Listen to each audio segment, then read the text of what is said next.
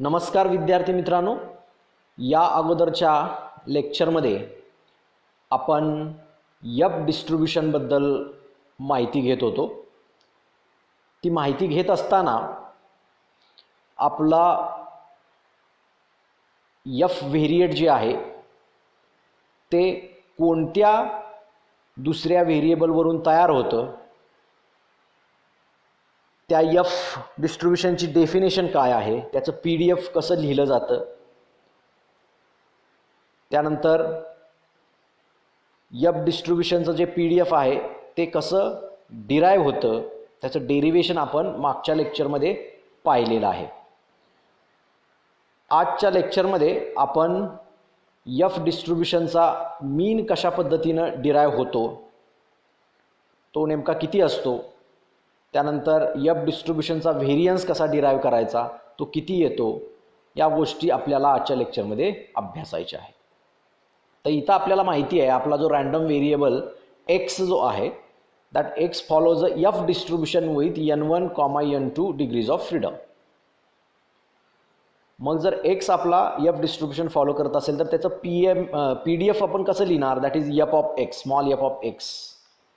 So small f of x is equal to n1 by n2 raised to n1 by 2 divided by beta n1 by 2 comma n2 by 2 into x raised to n1 by 2 minus 1 upon 1 plus n1 by n2 into x bracket raised to n1 plus n2 by 2 comma where x is running from 0 to infinity, or x is greater than equal to 0 and n1 n2 is also strictly greater than 0 is equal to 0 otherwise, means f of x is equal to 0 otherwise means x न तुमच्या 0 to infinity म्हणजे greater than 0 ही जी x ची range आहे त्याच्या ऐवजी दुसरी जर range घेतली, अक्वायर केली किंवा दुसरी व्हॅल्यू घेतली तर त्या व्हॅल्यूसाठी जे PDF असेल ते PDF काय असणार आहे, आपलं 0 असणार आहे.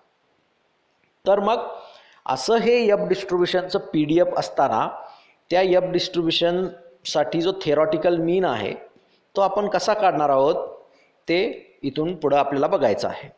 तर आपल्याला जसं माहिती आहे की एक्स हे रँडम व्हेरिएबल काय करतंय, युनिफॉर्म एफ डिस्ट्रीब्यूशन फॉलो करतंय with n1, n2 degrees of freedom. So we know that mean is nothing but the expected value of x, that is our random variable x which follows the f distribution. So mean is equal to expected value of x, and by the definition of expectation of random variable x is equal to integration over minus infinity to infinity x into fx dx. अशा पद्धतीने ते आपण expected value of x लिहू शकतो. पण इथं आपला जो एक्स आहे that follows F distribution with n1, n2 degrees of freedom, त्यामुळं ते इंटिग्रेशनची रेंज 0 to infinity अशी होणार आहे, कारण आपल्या एक्सची रेंज 0 to infinity आहे त्यामुळं. आणि मग त्यामध्ये आपण एफ ऑफ एक्सची व्हॅल्यू पुट करणार. आता ती एफ ऑफ एक्सची व्हॅल्यू पुट करत असताना जे काही कॉन्स्टंट आहेत वरती PDF लिहिताना लिहिलेले आहेत ते कॉन्स्टंट फक्त इंटिग्रेशनच्या बाहेर येतील आणि फक्त एक्सच्या टर्म इंटिग्रेशनमध्ये येतील. त्या पद्धतीने इथं डायरेक्टली मी लिहिलेलं आहे.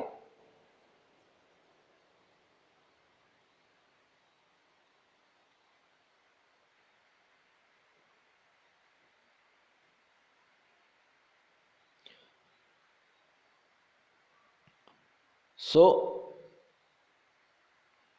तिथं आपली टर्म काय आली, n1 upon n2 raised to n1 by 2 divided by beta n1 by 2 comma n2 by 2 integration 0 to infinity x into x raised to n1 by 2 minus 1.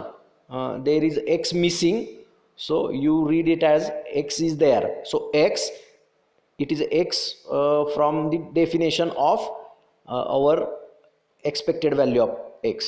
So x into x raised to n1 by 2 minus 1 upon 1 plus n1 upon n2 into x raised to n1 plus n2 divided by 2 into dx. So let n1 upon n2 into x is equal to y.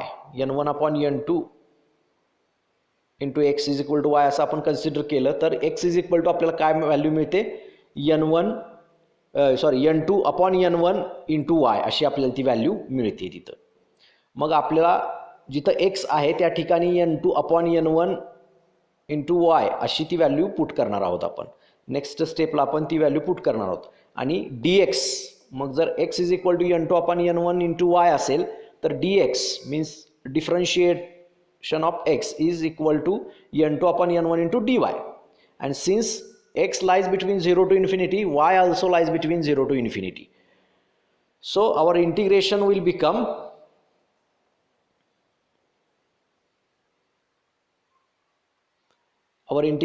be n1 upon n2 raised to n1 by 2 upon beta n1 by 2 comma n2 by 2 integration from 0 to infinity n2 upon n1 into y raised to n1 by 2 plus 1 bracket complete minus 1. Why there is a plus 1? Because here x is a missing in this term, so that x raised to 1 is added in the x raised to n1 by 2 plus 1. म्हणजे x raised to n1 by 2 minus 1 मध्ये काय झालं, इकडचा जो x होता x into fx वाला तो x चा रेस टू 1 होता तो फक्त ॲड झाला आणि तिथं x ची व्हॅल्यू फक्त आपण पुट केली. x ची value n2 upon n1 into y अशी आहे. त्यामुळे n1 upon 2 plus 1 bracket minus 1 असं आपल्याला ते मिळालं. Divided by 1 plus y raise to n1 plus n2 by 2 into n2 upon n1 into dy. dx ची व्हॅल्यू तिथं पुट केली आपण. आता बघा न्यूमरेटरमधून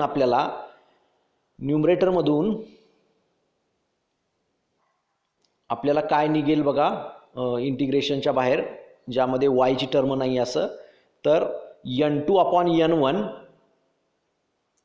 race to n1 by 2 plus 1 हे काय होईल बाहेर येईल. का तर n2 upon n1 चा जो रेस टू -1 आहे तो इकडे n2 upon n1 जो आहे त्याशी कॅन्सल होईल. म्हणजे n2 upon n1 -1 जो आहे तो n2 upon n1 plus 1 होईल. तो plus 1 minus 1 will be 0 and it will be 1. So only n2 upon n1 raised to n1 by 2 plus 1 हा इंटिग्रेशनच्या बाहेर येईल. बाकीचे कॉन्स्टंट इंटिग्रेशनच्या बाहेर तसेच आहे. Integration 0 to infinity y raised to n1 by 2 plus 1 minus 1 upon 1 plus y raised to n1 upon 2 plus 1 plus n2 upon 2 minus 1 into dy. या पद्धतीने फक्त तिथं ॲडजस्टमेंट केली. n1 plus n2 by 2 होतं ते फक्त डिनॉमिनेटर सेपरेट केला, प्रत्येकाला त्याचा देऊन टाकला आणि एकातून एक पहिल्या n1 by 2 मध्ये 1 ॲड केला आणि n2 by 2 मधून 1 मायनस केला. त्यामुळं it will remain a constant into dy असं होईल.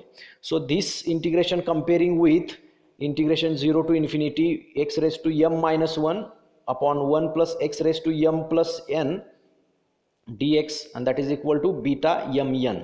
याच्याशी आपण कंपेअर केलं वरचं इंटिग्रेशन तर आपल्याला this is a standard result of beta function. m is equal to आपल्याला जी व्हॅल्यू मिळते ती n1 by 2 plus 1 ही मिळते आणि n is equal to value मिळते ती n2 by 2 minus 1 अशी ती व्हॅल्यू मिळते. त्यामुळं आपण त्या व्हॅल्यू जर तिथं पुट केल्या बीटा mnच्या ठिकाणी तर आपल्याला पुढं काय मिळते बघा. टर्म इंटिग्रेशनबद्दल आपण काय लिहू शकतो, इकडचं जो n1 by 2 आहे race to n1 by 2 n1 upon n2 जो आहे रेस टू n1 by 2 आणि n2 upon n1 raise to n1 by 2 plus 1.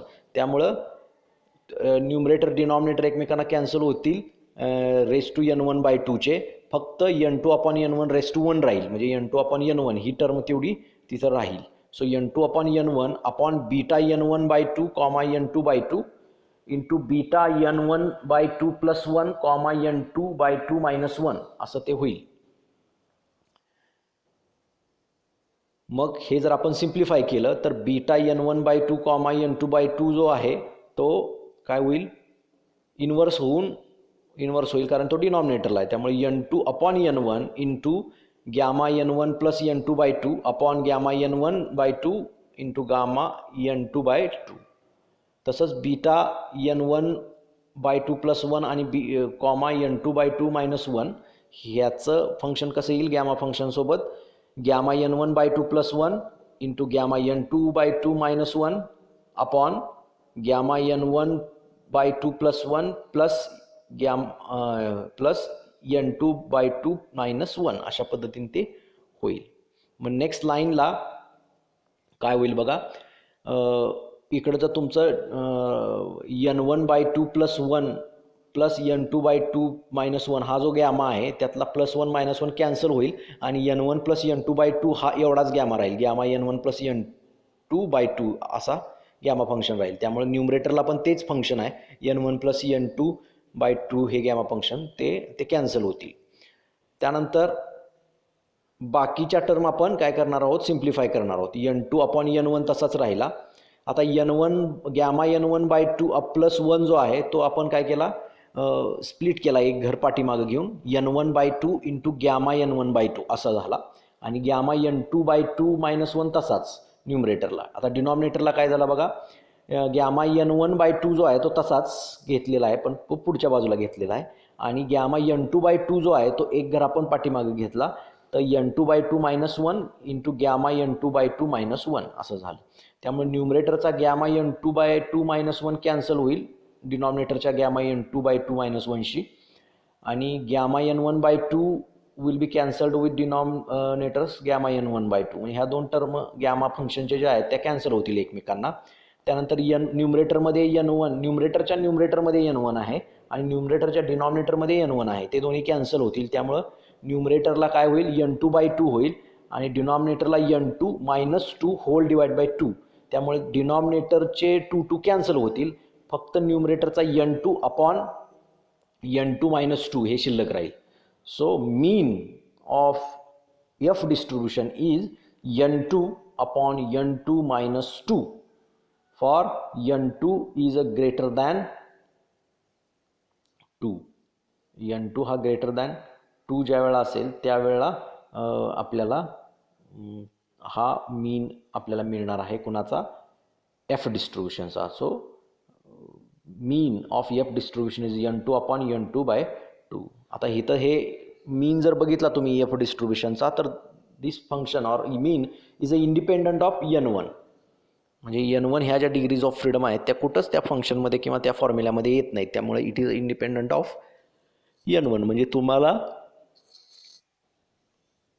फक्त n2च डिग्रीज ऑफ फ्रीडम माहीत असतील तरीसुद्धा डायरेक्ट एफ डिस्ट्रीब्युशन ते व्हेरिएबल फॉलो करते असं माहीत असेल तर डायरेक्ट n2 वरून तुम्ही मीन काढू शकता त्या रँडम व्हेरिएबलचा. So this is the mean of random variable x which follows f distribution. Now we have to find variance of f distribution. We know that variance is equal to expected value of x square minus square of expected value. We know expected value of x, that is n2 upon n2 minus 2 is the expected value of x. But to find variance we need to find expected value of x square.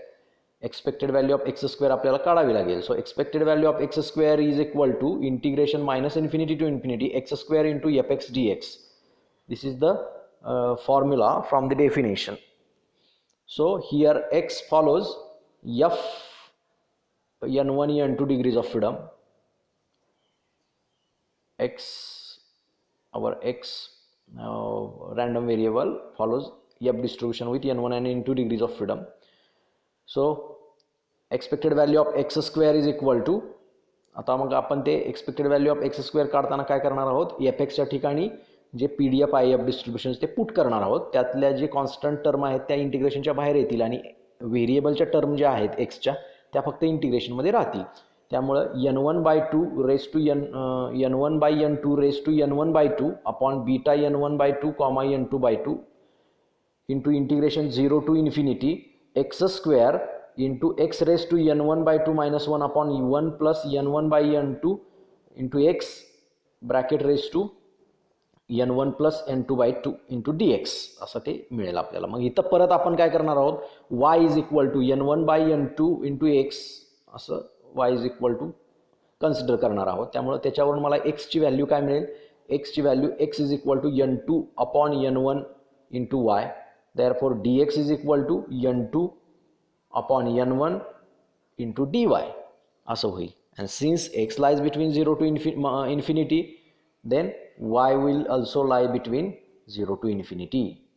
So expected value of x square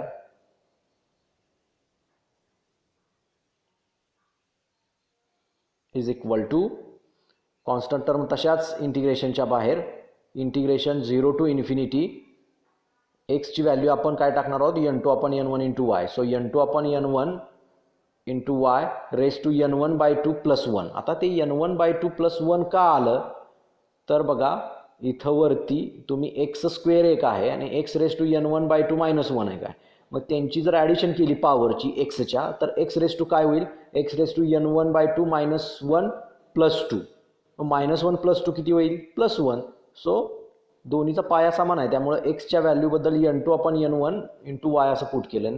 power तुमच्या काय झाल्या, दोन्हीच्या addition केल्यानंतर n1/2 plus 1 झाल्या.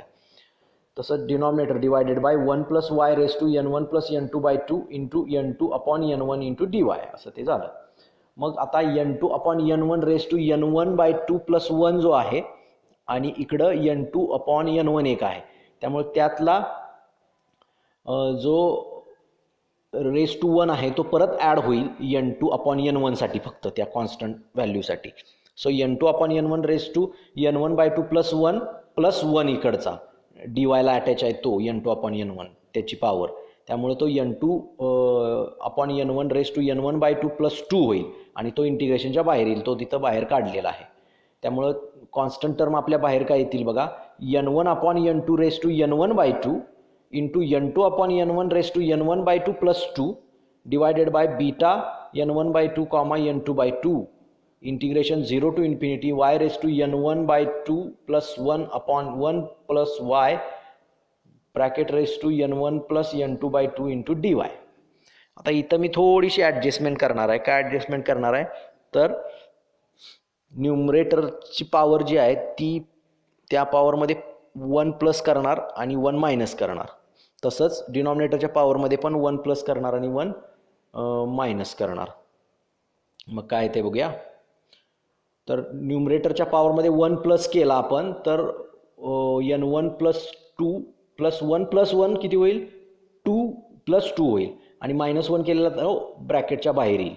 त्यामुळं इकडं ज्या constant term आहेत त्या कॉन्स्टंट टर्मपैकी काय होईल बघा, n1/2 raise to n1 upon n2 raise to n1/2 आहे, त्यामुळं n2 upon n1 raise to n1/2 plus 2 ह्यामधला काय होईल, n1/2 ची जी पॉवर आहे त्या कॅन्सल होतील. n1 अपॉन n2 आणि n2 अपॉन n1 एकमेकांचे काय आहेत, इनवर्स आहेत आणि त्यांच्या पॉवर सेम आहेत, त्यामुळे ते इनवर्स सगळे कॅन्सल होतील. फक्त n2 upon n1 raise two plus 2 जो आहे म्हणजेच n2 अपॉन n1 स्क्वेअर ही टर्म तेवढी शिल्लक राहील. So n2 upon n1 square upon beta n1/2 comma n2/2 ही टर्म शिल्लक राहिली. आणि इंटिग्रेशनमध्ये integration 0 to infinity y raise to n1/2 plus 2 bracket complete minus 1 आणि 1 plus y raise to n1/2 plus 2 bracket complete plus n2/2 minus 2. अशा पद्धतीनं plus 2 आणि minus 2 असं तिथे ॲडजस्टमेंट केली, कारण यमची व्हॅल्यू एकसारखी दिसली पाहिजे आपल्याला कम्पेअर करताना.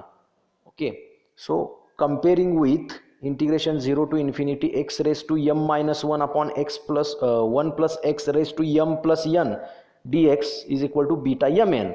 त्यामुळे वरती y रेस टू mची जी टर्म आहे तीच खाली mच्या टर्ममध्ये यायला पाहिजे, त्यासाठी प्लस 2 आणि मायनस 2 असं केलं. प्लस 1 आणि मायनस 1 करण्याच्या ऐवजी काय केलं, प्लस 2 आणि मायनस 2 अशा टर्म आपण घेतल्या. त्यामुळे असं कम्पेअर केलं तर आपल्याला यमची व्हॅल्यू काय मिळेल, यमची व्हॅल्यू n1/2 प्लस 2 असे मिळेल आणि nची व्हॅल्यू काय मिळेल, n2/2 मायनस 2 अशी मिळेल. त्यामुळं according to our formula, standard formula, we replace integration by the beta function. So आणि ऑल्सो आपण काय करणार आहोत, आपल्या अगोदरच्या कॉन्स्टंट टर्ममध्ये जे बीटा आहे, बीटा n1/2 कॉमा n2/2, त्याचं पण गॅमा बरोबरचं रिलेशन आहे ते लिहिणार आहोत लागलीच. त्यामुळे expected value of X square आपल्याला काय मिळते बघा, expected value of X square is equal to n2/n1 bracket square into gamma n1 plus n2/2 upon gamma n1/2 into gamma n2/2 into beta n1/2 plus 2 comma n2/2 minus 2. Next लाईनला n2/n1 square into gamma n1 plus n2/2 upon n1/2 gamma n1/2 into gamma n2/2 into हे beta function आहे त्याचं gamma फंक्शनमध्ये आपण रूपांतर केलं तर काय होईल, gamma n1/2 plus 2 into gamma n2/2 minus 2 upon gamma n1/2 plus 2 plus gamma plus n2/2 minus 2. आता ते प्लस 2 आणि मायनस 2 कॅन्सल होईल आणि फक्त गॅमा n1 प्लस n2/2 राहील आणि ते डिनॉमिनेटरचं गॅमा n1 प्लस n2/2 न्यूमरेटरच्या गॅमा n1 प्लस n2/2 ला कॅन्सल होईल. फक्त तिथं मी फक्त काय केलं, आता नेक्स्ट स्टेपला ॲडजस्टमेंट करून सगळ्या लिहिलेल्या आहेत. तर ॲडजस्टमेंट ज्या आहेत त्या आपण काय करणार आहोत, डिनॉमिनेटरला जो गॅमा n2/2 आहे तो आपण स्प्लिट करणार आहोत पाठीमागं 2 घरं आणि न्यूमरेटरचा गॅमा n1/2 प्लस 2 जो आहे तो पण 2 घरं पाठीमागं स्प्लिट करणार आहोत. त्यामुळं आपल्याला पुढची टर्म काय मिळेल बघा, n2/n1 bracket square into gamma n1 plus n2/2 into n1/2 plus 1 into n1/2 into gamma n1/2 आणि गॅमा n2/2 मायनस 2 तसंच डिवायडेड बाय गॅमा n1/2 तसाच gamma n2/2 minus 1 into n2/2 minus 2 into gamma n2/2 minus 2 असं होईल आणि खाली डिनॉमिनेटरला शेवटचं gamma n1 plus n2/2 तसंच राहील. त्यामुळे ह्यातल्या ज्या ज्या गॅमा फंक्शन्स आहेत ते एकमेकांना सगळे कॅन्सल होतील आणि न्यूमरेटरला मग काय राहील, n2/n1 bracket square into n1 plus 2 n1/2 plus 1 into n1/2 upon n2/2 minus 1 into n2/2 minus 2 अशी टर्म राहतील. मग यात आपण जर सिम्प्लिफिकेशन केलं तर आपल्याला काय मिळेल बघा, न्यूमरेटर आणि डिनॉमिनेटरला कशी टर्म मिळेल बघा सिम्प्लिफिकेशन केल्यानंतर, n2 square upon n1 square n1 plus 2 upon 2 and n1/2 whole divided by n2 minus 2 upon 2 into n2 minus 4 upon 2. त्यामुळं न्यूमरेटरचा डिनॉमिनेटर जो आहे त्यातला 4 2 इंटू 2 4 आणि डिनॉमिनेटरचा जो डिनॉमिनेटर आहे तो 2 इंटू 2 4 हे कॅन्सल होतील एकमेकांना आणि आपल्याला फायनल जी टर्म मिळेल ती काय मिळेल बघा, expected value of X square is equal to n2 square into n1 plus 2 upon n1 square upon n2 minus 2 into n2 minus 4. अशा पद्धतीने expected value of X square आपल्याला मिळेल. आता expected value of X square मिळाल्यानंतर we have to find variance and variance is equal to expected value of x square minus square of expected value. So we are going to put the values of x expected value of x square and expected value of x in this formula. So n2 square into n1 into n1 plus 2 upon n1 square into bracket n2 minus 2 into n2 minus 4 minus n2 square upon n2 minus 2 bracket square. आता यातून मी काय केलं, n2 square divided by n2 minus 2 हे common काढलं तर ब्रॅकेटमध्ये काय राहील बघा, n1 इंटू n1 प्लस 2 राहील divided by n1 square upon n2 minus 4 राहील मायनस 1 अपॉन n2 मायनस 2 असं एक राहील. आता न्यूमरेटरला एक n1 आहे ब्रॅकेटच्या आतमध्ये, पहिल्या टर्ममध्ये जी ब्रॅकेटच्या आतमध्ये जी पहिली टर्म आहे त्यामध्ये न्यूमरेटरला n1 आहे, डिनॉमिनेटरला n1 स्क्वेअर आहे, त्यामुळे फक्त डिनॉमिनेटरला n1 शिल्लक राहील आणि आपण काय केलं, नेक्स्ट क्रॉस मल्टिप्लिकेशन जर घेतलं सॉल्व करण्यासाठी तर आपल्याला काय मिळेल बघा, n1 plus 2 into n2 minus 2 minus n1 into bracket n2 minus 4 upon n1 into n2 minus 2 into n2 minus 4. मग ते न्यूमरेटरचं सगळं मल्टिप्लिकेशन घेतलं तर आपल्याला term n1 n2 minus 2n1 plus 2n2 minus 4 minus n1 n2 plus 4n1 अशी न्यूमरेटरला term मिळेल. Denominator तसाच येईल तुमचा n1 into n2 minus 2 into n2 minus 4. तर न्यूमरेटर ब्रॅकेटमधल्या सगळ्या टर्म सांगतो मी. ब्रॅकेटमधल्या ज्या टर्म आहेत त्यामध्ये n प्लस n1 n2 जो आहे तो मायनस n1 n2शी कॅन्सल होईल. त्यानंतर प्लस 4n1 आणि मायनस 2n1 आहे त्यात फक्त प्लस 2n1 शिल्लक राहील. So plus 2n1 plus 2n2 minus 4 एवढ्याच टर्म न्यूमरेटरला येतील ब्रॅकेटमध्ये. डिवायडेड बाय डिनॉमिनेटर तसाच येईल. मग परत मी काय केलं तर न्यूमरेटरमधून मी समजा 2n2 कॉमन काढला फक्त. तर 2n2 square into bracket n1 plus n2 minus 2 असा न्यूमरेटर राहील आणि denominator n1 into n2 minus 2 square into n2 minus 4 असा तुम्हाला व्हेरियन्स मिळेल.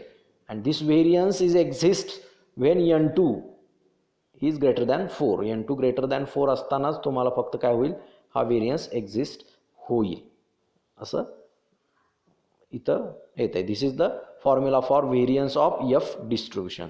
So in this way we have studied the mean and variance of F distribution by using direct method.